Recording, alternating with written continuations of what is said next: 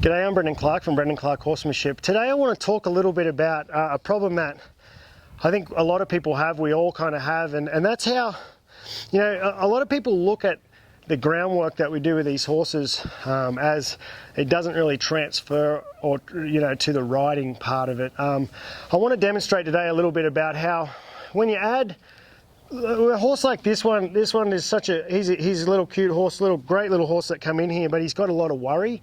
And the problem that we have with him is that when you're doing things slow and steady, he's all really good, and that's a lot of the problem a lot of people have with their horses. When you do things, nice and gentle, and you don't really rush around them, and you just kind of ease around them and don't make a big deal, they're okay with it. But when the pressure gets on or something scares them or you go faster, that's when we tend to have problems with our horses.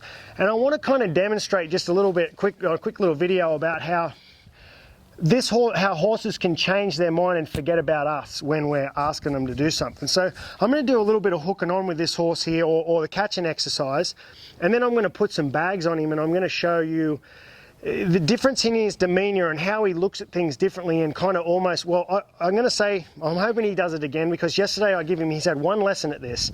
So, I think he's going to make the mistake again because I didn't do a lot of work with him yesterday, but I just want to demonstrate to you about how, people think being all nice and quiet and gentle around these horses is the way that you've got to be all the time, and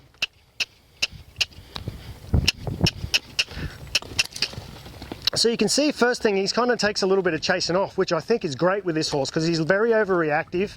But I just want to show you something. I'm going to step over here, ask him to come in. This is great. No problems. Change directions, changes straight away. See, he's nice and relaxed. He's just cruising around here. It's hard to make him keep going. So I'm not going to stick with this very much. But as you can see, he's very relaxed, and I'm not asking him to go fast. I'll step over here and ask him to come in. Very good. This is exactly what I want him to do. Now I'm going to catch him, and I'm going to put the bags on him. So we'll cut right here, and I'll put the bags on him so we save time, and then we'll show the difference of him when they're hooking on with the bags on him. Okay, so we've got the bags on him. Obviously, I want to make sure that you guys understand that you don't just throw the bags on. I've done some work with him to make sure that, he's good with it. But the first thing I want you to notice, see where his ears are at?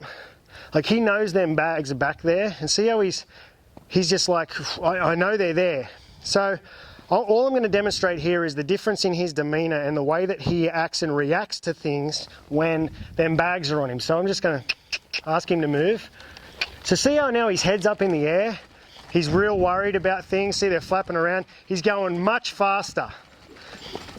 This is what I'm trying to talk about, is that when horses get worried about things, he's not just cruising around, totally got his mind on me. You see, he's more worried about what them bags are doing. I'm going to step over here and see. Look, he doesn't even notice me here. He just spotted me. So that's what I'm trying to get through, is that out of this video, you've got to understand that you've got to put pressure on these horses to get them into situations where when they get worried, here's a little better. See him looking out of that left eye? See, he even turned the wrong way. He's doing everything wrong here.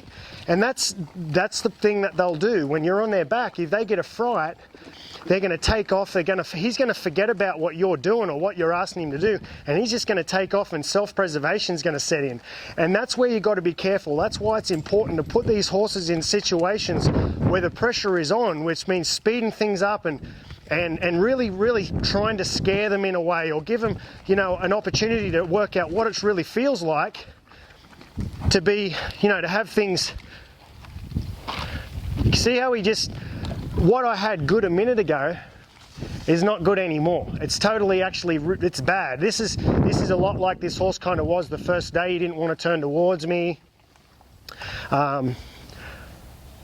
See, he's still walking. He almost is not really worried about me, and that's the thing that these horses will do. So hopefully that kind of gives you an idea. I mean, he's going to have to get used to these bags flapping on his side, because he is very overreactive to things like this, and he is going to be a trail horse, and I want to make sure that he gets himself in situations where step over here and just give him a chance to stop.